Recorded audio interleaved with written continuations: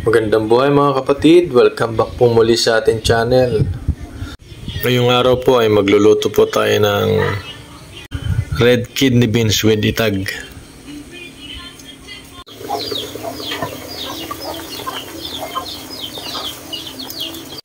Ito po yung ating red beans kidney na ibinabad po natin the whole night.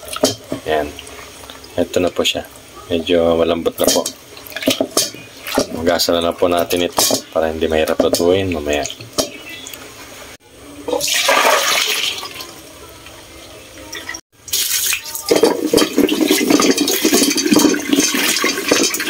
Po tayo rito ng ating itag, sinampay na itag. Ayan, ito.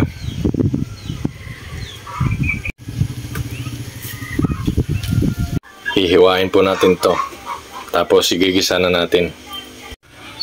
Kalahati lang po lang yung kinuha natin. Yan. Kasi sobrang dami kapag isang buo. Kita nyo po yung texture ng ating ginawang itag. Ang ganda po. Ang ganda ng loob. Malinis.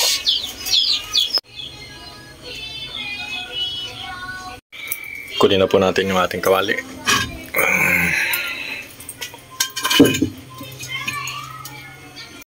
Lagyan na po natin ng oil dahil mainit na yung kawali. Kapag mainit na po yung mantika, unahin na po natin igisa yung bawang, sunod yung luya, sibuyas, kamatis.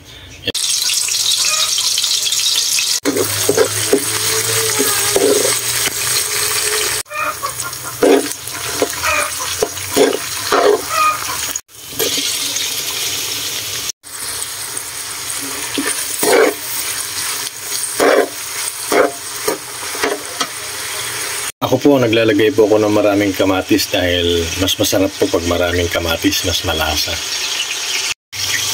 Lagyan na rin po natin yung ating itag. Huwag na po tayo maglalagay ng asin dahil maalat na po yung sun-dried pork natin. Ngayon, kung pagkatapos po maluto at medyo natatabangan naman po kayo, dagdagan nyo na lang po ng asin according po sa pangalat ninyo.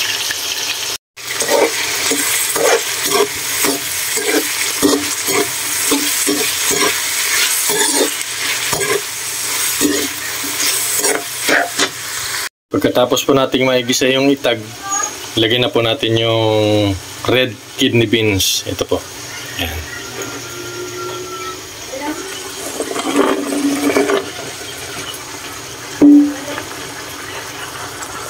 Makikita nyo kung bakit siya tinawag na red kidney beans dahil kita nyo po, parang shape po ng kidney ang mga beans na ito. Pagkatapos po natin silang igisa, lagyan na po natin ng tubig. Pagkatapos ay takpan na po natin. Tapos after 1 hour, balikan natin pagkakulo.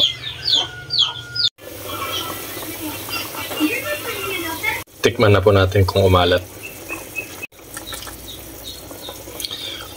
Dagdagan po natin ng patis dahil tumabang. Hindi naman ganun tumabang, pero nawalan ng konting alat dahil sa dami ng sabaw.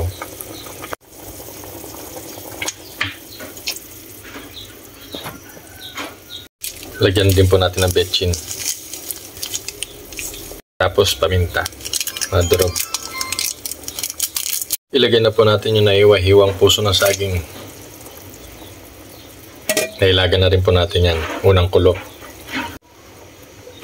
Takpan po ulit natin.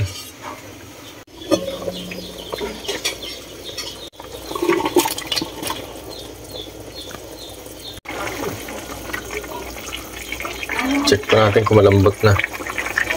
Ayan po. Malambot na siya sa loob ng 3 oras. Ang tagal. Lagyan na po natin yung dahon ng malunggay. Tapos okay na po ito.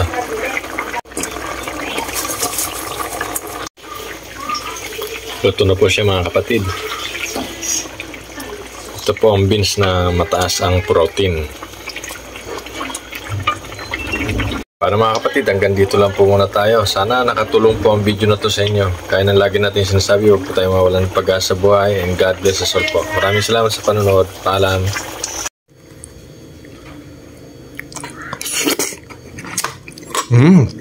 Sarap.